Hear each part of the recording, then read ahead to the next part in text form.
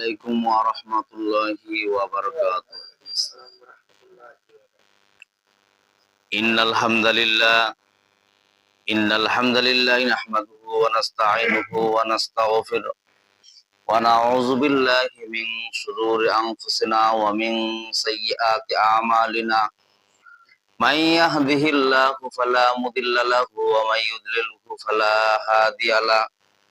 ونشهد أن لا إله إلا الله وحده لا شريك له ونشهد أن محمدا عبده ورسوله الذي أرسله بالحق بشيرا ونذيرا وداعيا إلى الله بإذنه وسراجا منيرا. أما بعد فقد قال الله تعالى في كلامه المجيد والفرقانه الحميد.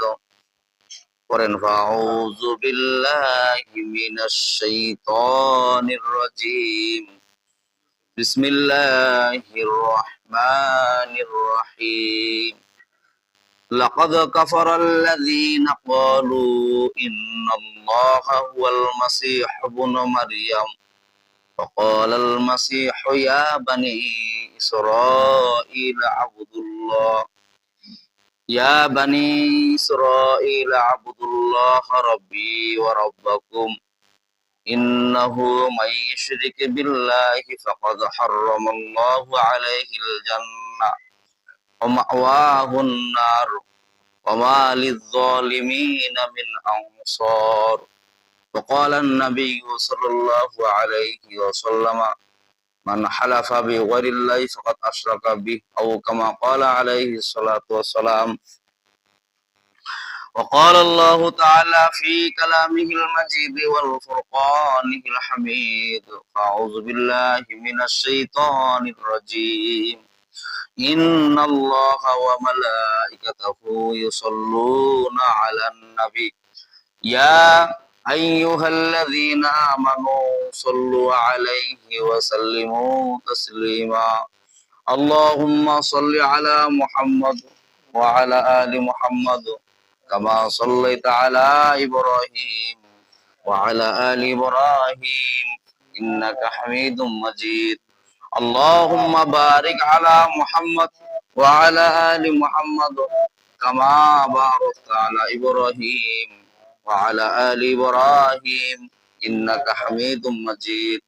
اللهم صل على محمد وعلى آل محمد كما صليت على إبراهيم وعلى آل إبراهيم إنك حميد مجيد. اللهم بارك على محمد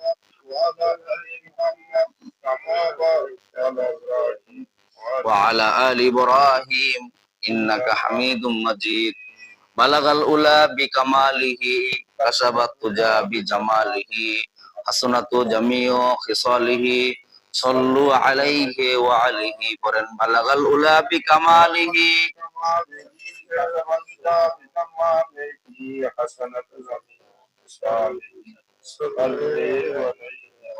রাহিমের মাসকান হাওয়ালি কাবা বনে মেরে মদফান দিয়ারে মদিনা। বালাগাল উলা বিকামালিহি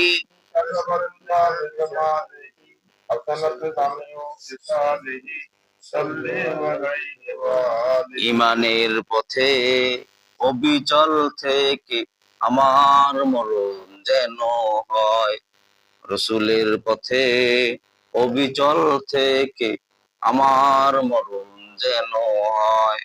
তোমারই কাছে মিনতি আমার, তোমারই কাছে মিনতি আমার, ও গো মহিম দয়াময়।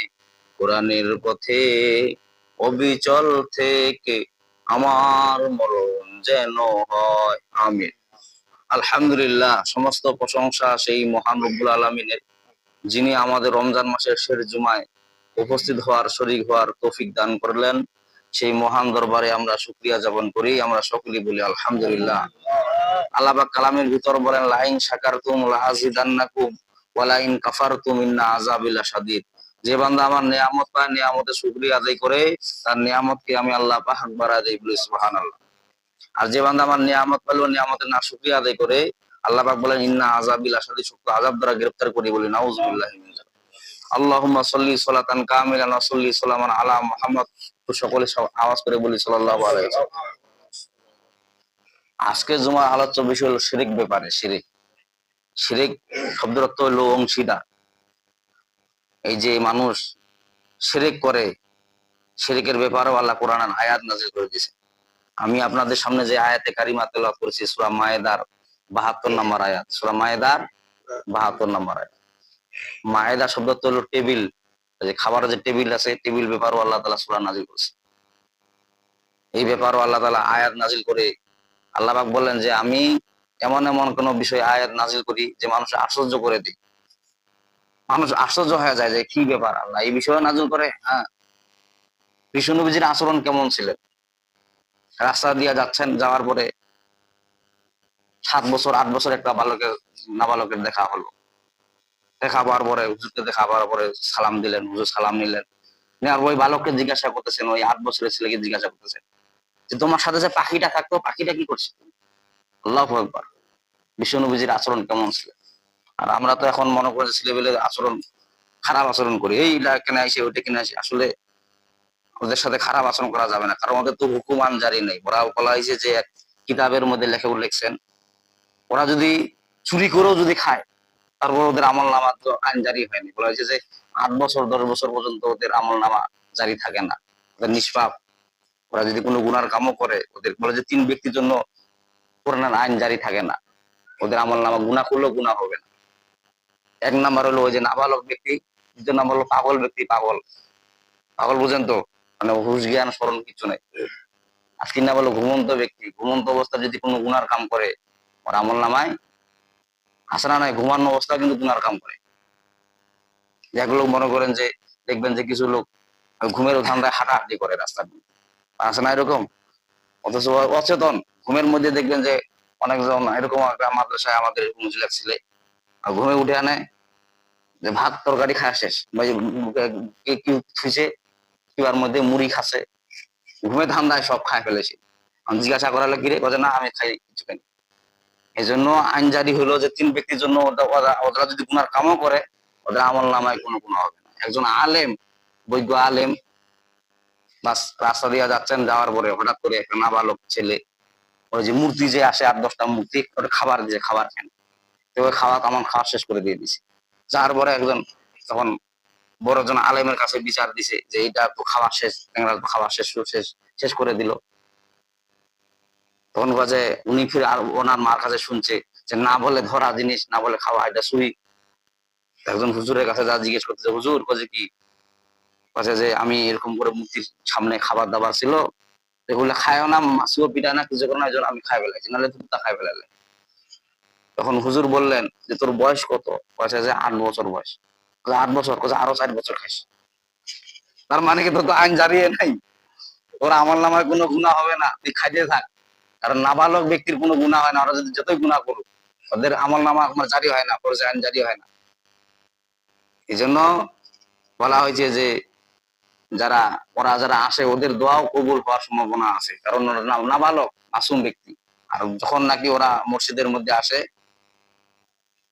মেরাজের রাত্রে যখন বিশ্বনবীজি রাত্রে যখন অবতরণ করলেন, যখন গেলেন, যার পরে দেখতেছেন যে কিছু নাবালক বাচ্চা এক লোকের দাড়ি ধরে টানতেছে, কান ধরে টানতেছে, চুল ধরে টানতেছে।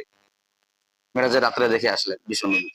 জিব্রাইলকে জিজ্ঞাসা করলেন যে ইয়া জাবিল উম্মিকা ইয়া আবা মা তাফাল, ইনি কে?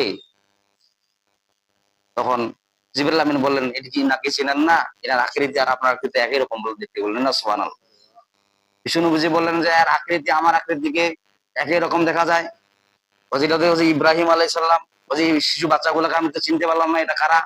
ওই যে নাবালক অবস্থায় যারা মারা যায় তাদেরকে ইব্রাহিমে লালন পালন করে। বলেন না সুবহানাল্লাহ।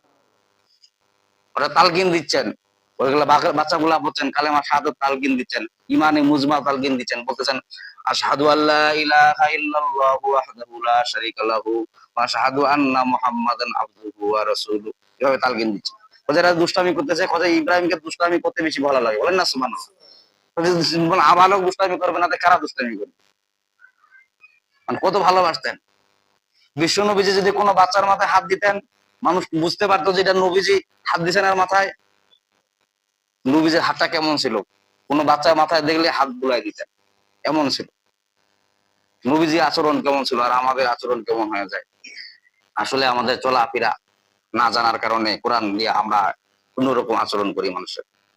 যে নাবালক বয়সে ইবাদত আর বয়স্ক লোকের ইবাদত, দুটা ইবাদত এক সমান না। আবার ওই যে যৌবনকালের ইবাদত, বলে যে যৌবনকালের ইবাদতটা আল্লাহ তাআলার কাছে গ্রহণযোগ্য বেশি, বলেন না সুবহানাল্লাহ। আজকের জন্য আলোচ্য বিষয় হলো শিরক, শিরকের ব্যাপারে। অনেকজন মনে করেন যে কি বাবা ছাড়া সন্তান আল্লাহ দেখি দেন না, বলেন দেখি। ইব্রাহিম আলাইসাল্লাম, হযরত আদম আলাইসাল্লাম, আদম এবং ঈসা পয়গম্বরের জীবনী দেখেন, যে আল্লাহ তাআলা আদম আলাইসাল্লামকে সৃষ্টি করেছেন, ওনার কি বাবা ছিল? বাবা ছিল না, মাও ছিল না। ঈসা পয়গম্বরের ঘটনা দেখেন, ঈসা পয়গম্বরের বাবা ছিল না কিন্তু মা ছিল, মরিয়ম আলাইসাল্লামের পেট থেকে জন্মগ্রহণ করেছে, ঠিক কিনা বলেন? যেমন ইহুদিরা, ওরা খ্রিস্টানরা, ওরা কি করে? ঈসা পয়গম্বরকে আল্লাহর বেটা বলে দাবি করে, বলে না নাউজুবিল্লাহি মিন যালিক। এই জন্য তারা শিরক, মুশরিককারী অন্তর্ভুক্ত হওয়ার কারণে তারা কি কোথায় যাবে? জাহান্নামের মধ্যে আল্লাহ তাদেরকে দিবেন, বলেন না নাউজুবিল্লাহ। এই জন্য শিরক এটা এমন একটা জিনিস, এই যে লোক দেখানো ইবাদত করা, এটা কিন্তু শিরকের অন্তর্ভুক্ত। লোক দেখানো ইবাদত করা, লোক দেখানো টাকা পয়সা দান করা, বলা হয়েছে যে এটাও একটা শিরকের অন্তর্ভুক্ত। মানুষ দেখা যত আমল করবেন, এটা হলো শিরকদের অন্তর্ভুক্ত। কারণ কেবলমাত্র ইবাদতের হকদার তো আল্লাহ, ঠিক কিনা বলেন? আল্লাহ তাআলাকে যদি আপনি রাজি খুশি করে যদি দান সদকা করেন, তাহলে আল্লাহ আপনার আমল নামা দিবে। আর যদি মানুষক দেখে যদি আপনি দান সদকা করেন, মানুষক দেখে দান সদকা করলে কি হয়ে যাবে? এটা মুশরিকদের অন্তর্ভুক্ত। তার মানে কি? তাহলে আল্লাহ তাআলা হলো না। মানুষ দেখেও নামাজ পড়াটাও কিন্তু এটা মুশরিকদের অন্তর্ভুক্ত, শিরককারী। কারণ ইবাদতের একমাত্র হকদার কে বলেন দেখি? আল্লাহ তাআলা। আল্লাহ তাআলাকে রাজি খুশি করে আপনাকে ইবাদত করা লাগবে। আর যখনই আপনি আল্লাহ তাআলা ছাড়া করে এই নাম মসজিদে গেলে নামাজ না পড়লে কেমন দেখায়, তাইলে যখন এই ইবাদতটা করবেন, মানুষ দেখে ইবাদত করবেন, ওটা আর শিরকের অন্তর্ভুক্ত হয়ে যাবে।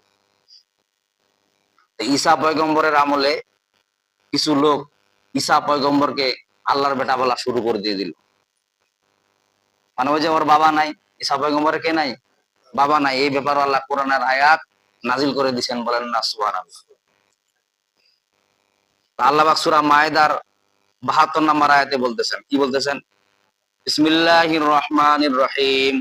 লাকাদ কাফারাল্লাযীনা ক্বালু ইন্নাল্লাহা হুয়াল মাসীহ ইবনু মারইয়াম وقال المسيح يا بني إسرائيل اعبدوا الله ربي وربكم إنه من يشرك بالله فقد حرم الله عليه الجنة ومأواه النار وما للظالمين من أنصار الله أكبر। আল্লাহ পাক সূরা মায়েদার ৭২ নম্বর আয়াতে বলতেছেন, লাকাদ কাফারাল্লাযীনা, লাকাদ অবশ্যই কাফারাল্লাযীনা, কাফের হয়েছে ওই সমস্ত লোকেরা, ক্বালু যারা বলে ইন্নাল্লাহা হুয়াল মাসীহ ইবনু মারইয়াম, যে মরিয়ম আলাইহিস সালামের বেটা আল্লাহ, বলেন না নাউজুবিল্লাহ। এমন লোক আছে না নাই? মুশরিক মার্কা লোক।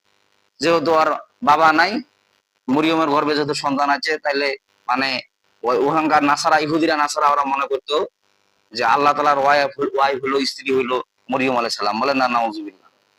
আল্লাহ তাআলা সূরা ইখলাসের মধ্যে বলতেছেন, হে রাসূল আপনি বলুন, কুল হু আল্লাহু আহাদ আল্লাহুস সামাদ লাম ইয়ালিদ ওয়া লাম ইউলাদ ওয়া লাম ইয়াকুল লাহু। হে রাসূল আপনি বলুন, কুল হু আল্লাহু আহাদ, মানে আল্লাহ তাআলা একক, তিনি অদ্বিতীয়, তার কোনো নাই। আল্লাহুস সামাদ, তিনি কারো মুখাপেক্ষী নন, তিনি সবাই আল্লাহ তাআলার মুখাপেক্ষী, ঠিক না বলেন? তারপর বলছেন লাম ইয়ালিদ ওয়া লাম ইউলাদ, তিনি কাউকে জন্ম দেননি এবং কার কাছ থেকে জন্ম গ্রহণও করেননি। ওয়া লাম ইয়াকুল লাহু কুফুয়ান আহাদ, এবং তার সমকক্ষ দুনিয়ার জমিনের উপরে এবং আসমানের নিচে উপরেও আছে নাকি? যে আল্লাহ যেরকম ওরকমই আছে। আল্লাহ পাক বলতেছেন যে আমার সমকক্ষ কেউ হবে না। কিন্তু মুশরিক ইহুদি নাসারা, তারা মরিয়ম আলাইহিস সালামের সন্তানকে ঈসা পয়গম্বরকে আল্লাহর ছেলে বলা শুরু করে দিয়ে দিল। এজন্য আল্লাহ কোরআনের আয়াত নাযিল করে বলতেছেন, লাকাদ কাফারাল্লাযীনা ক্বালু ইন্নাল্লাহা হুয়াল মাসীহ ইবনু মারইয়াম, লাকাদ অবশ্যই কাফারাল্লাযীনা কাফারু, তারা অবশ্যই কুফরি করেছে যারা মরিয়ম আলাইহিস সালামের ঈসা পয়গম্বরকে আল্লাহর বেটা বলে দাবি করে, আল্লাহ বলে দাবি করে। বলেন না নাউজুবিল্লাহ। তখন মুসা ঈসা পয়গম্বর বলতেছেন ক্বালাল মাসীহু ইয়া বানী ইসরাঈল আবুদুল্লাহ রাব্বী ওয়া রাব্বুকুম। মরিয়ম আলাইহিস সালামকে জিজ্ঞাসাবাদ করা শুরু করে দিলেন ওখানকার ইহুদি নাসারা গুলা, বলতেছে যে তুমি কি কোনো আকাম কাম করছো নাকি? বলছে কেন? বলছে আকাম ছাড়া সন্তান পেটে যাচ্ছে, বিশ্বাস করে না। তখন তখনকার আমলে ছিল যারা রোজাদার তারা বেশি কথা বলতো না। বেশি কথা বললে কি হয়ে যায়? রোজাটা মাকরুহ হয়ে যায়, বেশি পরিমাণে অধিক পরিমাণে যারা কথা বলে। তো ঈসা পয়গম্বরের আমলে মরিয়ম আলাইহিস সালাম বললেন যে আমাকে জিজ্ঞাসা না করে আমার সন্তানকে জিজ্ঞাসা করো। যে সন্তান ভূমিষ্ঠ হইলো সেই সন্তান কেমন করে আবার কথা বলবে? বলেন না সুবহানাল্লাহ। আল্লাহ তাআলা যদি কথা বলাবার বা দেয়, কেন কথা বলতে পারবে কিনা বলেন দেখি। সে সন্তান কথা বলতেছে, কি বলতেছে? ক্বালাল মাসীহু ইয়া বানী ইসরাঈল আবুদুল্লাহ রাব্বী ওয়া রাব্বুকুম। ঈসা পয়গম্বর বলতেছেন, হে বনি ইসরাইলের জাতিরা, হে বংশধররা, ইয়া আবুদুল্লাহ, তোমরা আল্লাহ তাআলার ইবাদত করো। কোন আল্লাহর ইবাদত করো? রব্বী ওয়া রাব্বুকুম, যিনি আমাদের রব এবং তোমাদেরও রব। বলেন না সুবহানাল্লাহ। ঈসা পয়গম্বর বলতেছেন যে যিনি আমার রব এবং তোমাদেরও রব, তার ইবাদত তোমরা করো। আমার ইবাদত উপাস্য তোমরা করিও। আমি বলি না যে আমার ইবাদত তোমরা করো, আল্লাহ তাআলার ইবাদত করো। আল্লাহ তাআলা যে আমাকে দুনিয়া পাঠাইছেন, আমাকে কিতাব দিয়ে পাঠাইছেন, বলেন না সুবহানাল্লাহ। সেই কিতাবের অনুসরণ করো, দিয়ে তোমরা কি করো? বাস ঈসা পয়গম্বরের প্রতি যখন সাবাল হয়ে গেলেন, তখন মানুষ ক্ষিপ্ত হওয়া শুরু হয়ে ঈসা পয়গম্বরকে মারার জন্য তালাশ করে দিত। বাস ঈসা পয়গম্বর রাস্তা দিয়ে অতিক্রম করে যাইতেন, যাওয়ার পরে একটা গাছ পাইলেন, গাছের কাছে আশ্রয় চাইলেন, সাথে সাথে গাছ আশ্রয় দিয়ে দিলেন। দেওয়ার পরে কাপড়ের এক টুকরা, পাঞ্জাবির এক টুকরা হাদিসের মধ্যে আসছে বার হয়েছিল। বার হওয়া থাকার পরে কারণ ইহুদিন আসাদেরকে ওই শয়তান দেখে বলতেছে যে ঈসা পয়গম্বর গাছের কাছে আশ্রয় নিয়েছে। বলেন না নাউজুবিল্লাহ। যখন এই কথা যখন বলা শুরু করতে দিল, বলার সাথে সাথে তখন ধারণা করলো যে এই কাম তো মনে করেন যে শয়তানে করে দিছে। তখন ওই করাত দিয়ে ফারাই করলেন জাকারিয়া আলাইহিস সালাম। আর ঈসা পয়গম্বরকে যখন মারার জন্য নিক্ষেপ করলেন, তখন আল্লাহ তাআলা ঈসা পয়গম্বরকে আসমানে উঠায় নিলেন। বলেন না সুবহানাল্লাহ। বলা যায় যে 45 বছর কিয়ামত হওয়ার আগে 45 বছর এই দুনিয়ায় জীবন যাপন করবেন হযরত ঈসা পয়গম্বর। বলেন না সুবহানাল্লাহ। এই যে জাকারিয়া আলাইহিস সালাম যখন আশ্রয় নিলেন, জাকারিয়া আলাইহিস সালাম ওই যে মারিয়াম আলাইহিস সালামের খালু হবে। যখন জাকারিয়া আলাইহিস সালাম যখন ওই মারিয়াম আলাইহিস সালামকে আশ্রয় দিলেন ওই মসজিদের ভিতরে, ইয়া মারিয়াম কুনুতি লিরাব্বিকি ওয়াসজুদি ওয়ারকাই মা রাকিব, মসজিদের ভিতরে ইবাদত বন্দি করা শুরু করে দিলেন। আঙ্গুরের সিজনে আঙ্গুর, আপেলের সিজনে আপেল, কমলা সিজনে কমলা, মসজিদের ভিতরে খাবার। তখন জিজ্ঞাসা করা হলো যেগুলো কোথা থেকে আসে, তখন মরিয়ম আলাইহিস সালাম বলেন যে আল্লাহ তাআলা আমাকে জান্নাত থেকে খাবার দেয়। বলেন না সুবহানাল্লাহ। এই যে খাবার অঘটন, এই যে জাকারিয়া আলাইহিস সালামকে যখন ওই বললো যে এই মরিয়মের সাথে যত গন্ডগোল, যখন জাকারিয়া আলাইহিস সালামকে যখন মারার জন্য করলেন, তখন যখন জাকারিয়া আলাইহিস সালাম গাছের কাছে আশ্রয় চাইলেন, তখন ওই করাত দিয়া ফারাই করা হইলো। আর জাকারিয়া আলাইহিস সালাম শব্দ করলেন না। এই জন্য জাকারিয়া সালাম কিয়ামত দিন আটকে যাবে, বলবে যে আমি কাউকে বাঁচাইতে পারবো না। কেন পারবো না? কারণ আমি তো গাছের কাছে আশ্রয় না চাই, আল্লাহর কাছে চাইতে যেতাম। এই জন্য জাকারিয়া আলাইহিস সালাম, হযরত ইব্রাহিম আলাইহিস সালাম, অসংখ্য পয়গম্বররা কিয়ামতের দিন গ্রেফতার হবে, কিন্তু আমাদের বিশ্ব নবীজি কোনো কারণে গ্রেফতার হবেন না। বলেন না সুবহানাল্লাহ। আমরা কেমন পয়গম্বর পেয়েছি, আমরা কেমন নবী পেয়েছি। এই মুশরিক শিরককারী যারা ঈসা পয়গম্বরকে যারা আল্লাহর সন্তান মনে করছিল, এখনো মনে করেন, তারা এখনো ইবাদত ওইভাবেই করেন। বলেন না নাউজুবিল্লাহি মিন যালিক। তারা আসলে কি করেন? কুফরি করেন। তারা তাওরাত, জবর, ইনজিল মানে কোরআন শরীফ তারা মানে না। কিন্তু কোরআন শরীফের মধ্যে আল্লাহ তাআলা স্পষ্ট বলতেছেন, লাকাদ কাফারাল্লাযীনা ক্বালু ইন্নাল্লাহা হুয়াল মাসীহু ইবনু মারইয়াম ওয়া ক্বালাল মাসীহু ইয়া বানী ইসরাঈল আবুদুল্লাহ রাব্বী ওয়া রাব্বুকুম। মানে আল্লাহ তাআলা বলতেছেন যে ঈসা পয়গম্বরকে যারা আল্লাহ সন্তান মনে করে, আল্লাহ মনে করে, অবশ্যই তারা কুফরি করে। আর ঈসা পয়গম্বরে বলতেছেন ক্বালাল মাসীহু ইয়া বানী ইসরাঈল আবুদুল্লাহ রাব্বী ওয়া রাব্বুকুম। ঈসা পয়গম্বর বলতেছেন, হে বনি ইসরাইলের বংশধররা, তোমরা শুনে রাখো, ইয়াবুদুল্লাহ, তোমরা আল্লাহ তাআলার ইবাদত করো। কোন আল্লাহ তাআলার ইবাদত করো? রাব্বী ওয়া রাব্বুকুম, যিনি আমাদের রব এবং তোমাদেরও রব। বলেন না সুবহানাল্লাহ। আবার বলতেছেন, ইন্নাহু মান ইউশরিক বিল্লাহি ফাকাদ হারামাল্লাহু আলাইহিল জান্নাহ ওয়া মাওয়াহুন নার ওমা লিয-যালিমিনা মিন আনসার। আরো বলতেছেন ইন্নাহু মান ইউশরিক বিল্লাহ, আর নিশ্চয় যারা শিরক করে, যারা মুশরিক, তার মানে কি লোক দেখানো ইবাদত করা, এটাও শিরকদের অন্তর্ভুক্ত। আমি পরিষ্কার সাফ বলে দিছি, যারা মানুষ দেখা ইবাদত করে, নামাজ রোজা করে মানুষ দেখা, তারা কিন্তু মুশরিকদের অন্তর্ভুক্ত। কেন অন্তর্ভুক্ত? কারণ আর ইবাদত নামাজ হবে একমাত্র কার জন্য? মানুষ দেখানো নামাজ ইবাদত করলে ওটা কি মুশরিকদের। আল্লাহ পাক বলছেন ফাওয়াইলুল লিল মুসাল্লিন আল্লাযীনা হুম আন সালাতিহিম সাহুন আল্লাযীনা হুম ইউরাউনা ওয়া ইয়ামনাউনাল মাউন। যারা মানুষ দেখানো ইবাদত করে তারা রিয়া করে, আর রিয়াটা একটা শিরকদের অন্তর্ভুক্ত। আর নামাজের মধ্যেও সূরা কেরাত জানার দরকার আছে না নাই? নামাজের মধ্যে সূরা কেরাত জানার দরকার আছে। আল্লাহ পাক বলছেন, ওই কথা বলছেন ফাওয়াইলুল লিল মুসাল্লিন। নামাজের মধ্যে যারা কি করে তারা নিজেও জানে না, ওইটা ইবাদত কেমন হয়? ইবাদত হবে খালি উঠে আর বসে আর পালায়। সূরা কেরাত জানা এটা একটা নামাজের জন্য দরকার আছে। নামাজের ভিতরে এবং বাইরে 13 ফরজ আহকাম আরকান আছে, 13 ফরজ আছে। তাহলে সূরা কেরাতের দরকার আছে। সূরা ফাতিহাটা পড়া কি বলেন দেখি নামাজের মধ্যে? সূরা ফাতিহাটা পড়া কি ফরজ? সূরা মিলানো কি? সূরা মিলানো ওয়াজিব। আপনি সূরা কেরাতে জানেন না। কিছু কিছু কিতাবের মধ্যে লেখা আছে, কিছু কিছু মুহাদ্দিসগণ লিখছেন যে 40 দিন কি 45 দিন সূরা না জানে যদি নামাজ পড়ে নামাজ হবে, তারপরে আর নামাজ হবে না। কারণ অত সময় দেওয়া হয়েছে, চেষ্টা করা হয়েছে। সূরা ফাতিহা জানেন না। যেমন বেতের নামাজ আছে না নাই? বেতের নামাজের মধ্যে কি নামাজটা ওয়াজিব না দোয়া কুনুতটা পড়া ওয়াজিব? এই যে সূরা ফাতিহার সাথে সূরা দোয়া কুনুতের কিন্তু মিল আছে। সূরা ফাতিহার সাথে নাই? এই যে দেখেন বলেন আল্লাহুম্মা ইন্না নাস্তাঈনুকা ওয়া নাস্তাগফিরুকা ওয়া নু'মিনু বিকা ওয়া নাতাওয়াক্কালু আলাইকা ওয়া নুসনি আলাইকাল খায়র ওয়া নাশকুরুকা ওয়া লা নাকফুরুকা ওয়া নাখলাউ ওয়া নাতরুকু মান ইয়াফজুরুকা আল্লাহুম্মা ইয়্যাকা না'বুদু। আছে না নাই? সূরা ফাতিহার সাথে সূরা ফাতিহাটা পড়া ফরজ। আবার এই যে দোয়া কুনুতটা বেতের নামাজে পড়া ওয়াজিব। বেতের নামাজ কিন্তু কিছু কিছু কিছু কিতাবের মধ্যে 1 রাকাতও আছে, 3 রাকাত আছে, 5 রাকাত আছে, 7 রাকাত আছে বেতের নামাজ। কিন্তু আপনার দোয়া কোনটা পড়তে হবে বাধ্যতামূলক, ওটা একটা কনফার্ম করে দিছে। কারণ ওটা যে ওটাই ওই জন্যই নামাজটা ওয়াজিব করা হয়েছে, যে দোয়া কোনো ছাড়া আপনি নামাজ পড়েন তাহলে আপনার কেমন নামাজটা কেমন গ্রহণযোগ্য হয়।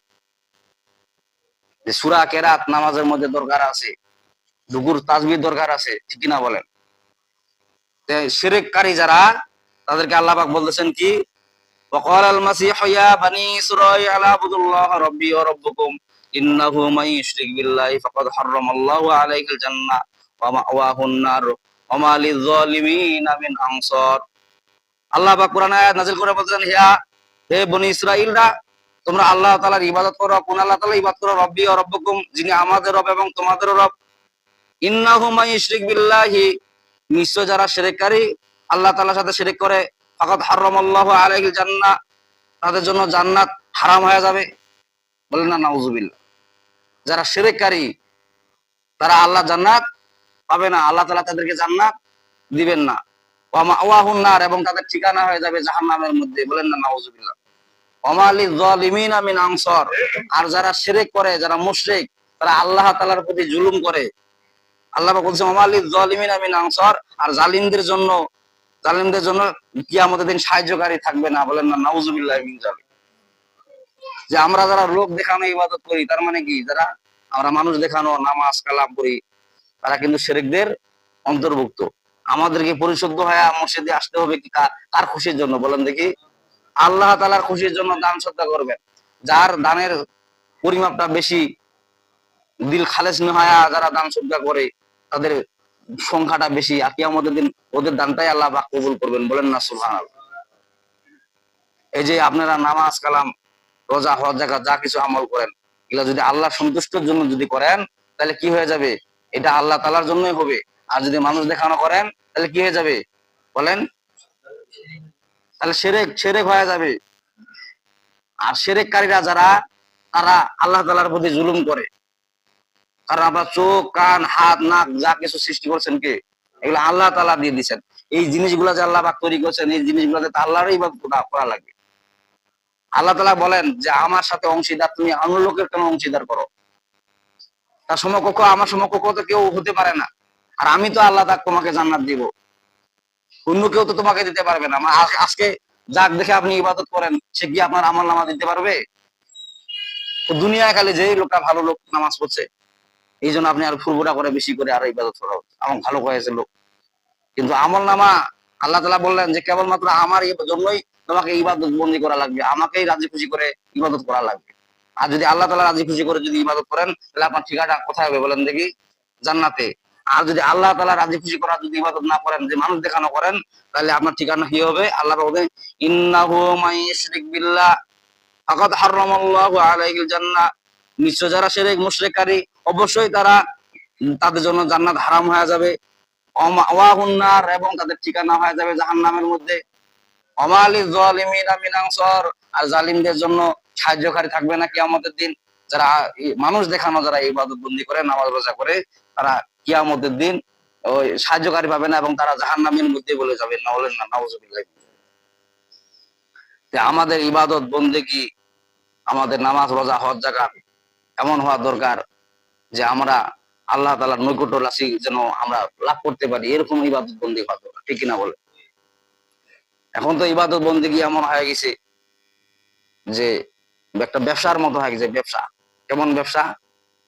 যে ইবাদত বন্দেগী করে ওই যে লোকটা খুব ভালো লোক, হ্যাঁ খুব ভালো লোক, ভিতরে ভিতরে আবার দেখবেন যে আবার সুদের কারবার, হ্যাঁ সুদের কারবার, আবার খারাপ কাজের কারবার, দেখবেন যে ওই লোকটা ফের আবার সমাজের মধ্যে। আর এমন লোক আছে নামাজ পড়ে না, কিন্তু ফের লোকটা ফের ভালো আবার শরীর লোক আছে না নাই বলেন দেখি? এরকম দুই শ্রেণীর লোক আছে। তো ওর ইবাদত আর ওর ইবাদত, যারা মানুষের সাথে নয়ছয় করে না, তার কথাবার্তা জবান ঠিক, বলা যে কিয়ামতের দিন আল্লাহ পাক ওকে জিজ্ঞাসা করবে যে তুমি কি আমার ইবাদত করেছো? সে বান্দা বলবে যে আল্লাহ, আমি তো আপনি দয়ার সাগর, মানুষের হক আমি নষ্ট করিনি। বলেন না সুবহানাল্লাহ। তখন আল্লাহ পাক বলবে যে তুমি যদি আমার ইবাদত করতে, আরো তুমি ভালো ফলাফল পাওয়া যেতে। বলেন না সুবহানাল্লাহ। আপনি একটা লোকের মনে করেন যে হক মারে খাইলেন, টাকা পয়সা মারে খাইলেন, আপনি নামাজ ইবাদত বন্দি করলেন, কিয়ামতের দিন আপনার নামাজ রোজা সব ওই ব্যক্তিকে দেওয়া লাগবে। কোন ব্যক্তিকে দেওয়া লাগবে? যার হক আপনি। নামাজ পড়ার পরে, রোজার করে, হজ করে, যাকাত করে, মানুষের নয়ছয় করে, লাভটা কি হইলো বলেন দেখি? কিয়ামতের দিন বলা হয় যে সন্তান বাবার পিছনে ঘুরবে, বাবা সন্তানের পিছনে ঘুরবে, একটা নেকি কেউ দিবে নাকি? আপনার আমল নামা আপনি ওই লোকটাকে দিয়ে দিলেন, দিয়ে দিতে এমন দেখা যাবে যে আপনার আমল নামা সব শেষ হয়ে গেছে, আর সব অথচ পাওনাদার আছেই। তখন পাওনাদার যা বলবে যে আমার টাকা তো দুনিয়ার বুকে, আমি তোমার কাছে এটা পাওনাদার, আমি তোমার কাছে পাই। সে বলবে আমার কাছে তার কোনো নেকি নাই, সত্য নেকি দেওয়া আছে, এমন খালি গুনাহ আছে, তুমি গুনাহ দিব নাকি? বোঝে না। বোঝে তখন আল্লাহ তাআলার ইনসাফ বিচার হবে। কাজ কি? ও যে তোমার কাছে কত টাকা সে পাওনাদার, ও যে এত টাকা পায়, এত এত টাকা, ও যে এত টাকার গুনাহ ওরা মাথায় চাপায় দাও। বলেন না নাউজুবিল্লাহ। গুনাহময় গুনাহ, গুনাহময় গুনাহ, পাপময় পাপ। এই জন্য মানুষের লেনদেন পাওনা মানুষকে মিটাই দিয়ে দেন। কিয়ামতের দিন ওটা আপনার এমন জরিয়া জারি হয়ে যাবে যে ওইটাই জাহান্নামের কারণ হয়ে যাবে। দেখবেন যে আপনি হাই উতাস করে বেড়াবেন কিয়ামতের দিন। নামাজ রোজা হজ জাকাত করার পরও কোনো আমল নামা আপনার বাকি থাকবে না, ভ্যালু থাকবে না। আজকে জুমা, বেদা জুমা, জুমা রমজানের শেষ জুমা। রমজানের শেষ জুমা থেকে আমাদের শিক্ষা নেওয়া দরকার যে আমাদের আমল নামা এমন করা দরকার যে আমল নামা দিলে আমরা কিয়ামতের দিন কি করতে পারবো? এই যে আমাদের রমজানের রোজা গুলা চলে গেল, রহমত, মাগফিরাত, নাজাত। যারা রোজা রাখছেন আলহামদুলিল্লাহ, যারা রাখেন নাই তাদেরকে দশা কি হয়ে যাবে? এই যে রমজান মাসটা যে অতিবাহিত হয়ে গেল, না ছিল গরম, না ছিল ঠান্ডা বা পুষ্প, কি সুন্দর আরামে গেছে, ঠিক না বলে?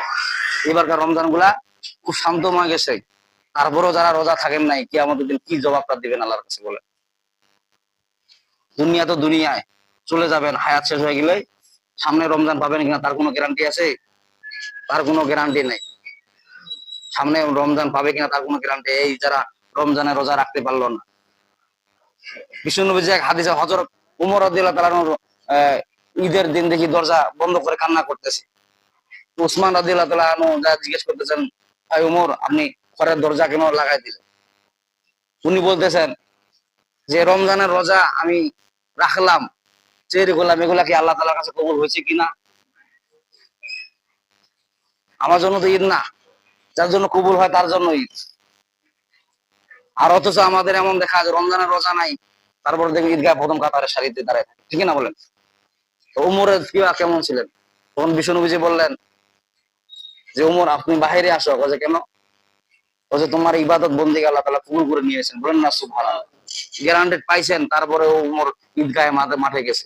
নবীজি বললেন যে ঈদ তো তাদের জন্য যারা রমজানের রোজা পাইছে, তাদের জন্য খুশিময় খুশি, বলেন না সুবহানাল্লাহ। ঈদ মানে কি? খুশি। যারা রমজানের রোজা পাইলো, রোজা রাখলো, ইবাদত বন্দি করলো, তাদের জন্য তো রমজান ঈদের দিন খুশি, বলে খুশির দিন, বলেন না সুবহানাল্লাহ।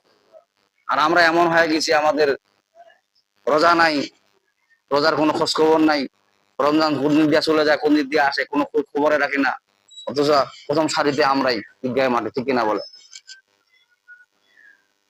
অনেকজন আবার ফের নামাজও পড়ে না, ফজরের নামাজও না পড়ে, আমি ঈদগাহে মাঠে যাবে। আশা বলেন ঈদের নামাজ কি ফরজ না ওয়াজিব? আর ওই ফজরের নামাজ ফরজ বাদ দিয়ে আপনি ফের ওয়াজিব দৌড়াদৌড়ি করেন। ফজরের নামাজের কোনো খবর নাই, অথচ ঈদগাহ মাঠে যায়। একজন আমি এক ঈদগাহ মাঠে দেখলাম, যে ঈদগাহ মাঠে দেখেছি যে নামাজ পড়া শুরু করে দিয়ে দিছে ইমামের আগে। আমি বললাম যে কি ব্যাপার, ইমামের আগে নামাজ পড়া শুরু করে দিচ্ছে? হুজুর একটা ফজরের নামাজ পড়া নাই, জন্য মাঠে দেশে নামাজ পড়া আছি, তারপর ঈদের নামাজ শুরু হবে। আমার মনে হয় এটা আইন করার দরকার। কারণ ঈদগাহ মাঠের নামাজ হলো ওয়াজিব, আর ফজরের নামাজ হলো ফরজ। আপনি ফজরের কোন নামাজের কোনো ভ্যালুয়েশন আপনার কোনো ঠিক নাই, আর ওয়াজিব দৌড়ান। হ্যাঁ, তার মানে কি? ওই লুঙ্গি খুলে মাথার পাগড়ি করেন, হ্যাঁ, পাগড়ি বলে 70 টাকার নামাজ সব পাওয়া যাবে এক রাকাতে। হ্যাঁ, ওই জন্য ও লুঙ্গি খুলে পাগড়ি বান্ধা শুরু করে দিয়ে দিছে, মানে উলঙ্গ অবস্থায়। মানে ফজরের নামাজের কোনো খবর নাই। ঈদগাহ মাঠে প্রথম কথা ফের আতর, ফের আবার এমন পারফিউম ব্যবহার করে যে বাকি মুসল্লি গেলা কি লাগা জিতে, এত টাকা দামের আতর না বেশি। আমাদের চলাফেরা, আমাদের এই যে ফজরের নামাজ যারা পড়বেন না, ফজরের নামাজ যারা পড়বেন না, আমার মনে হয় ঈদগাহ যাওয়া ঠিক না। কারণ ফরজ যেটা ঠিক নাই ফজরের নামাজ, আপনি ঈদগাহ যাওয়ার ওয়াজিব নামাজ নিয়ে কি করবেন? ওটা তো একদিন হয় বছরে একবার। তা আল্লাহ পাক আমাদেরকে সবাইকে সঠিক সময় বুঝার তৌফিক দান করুক। আর আমরা ফজরের নামাজ চেষ্টা করবো, পড়ার চেষ্টা করবো। আলহামদুলিল্লাহ রাব্বিল আলামিন।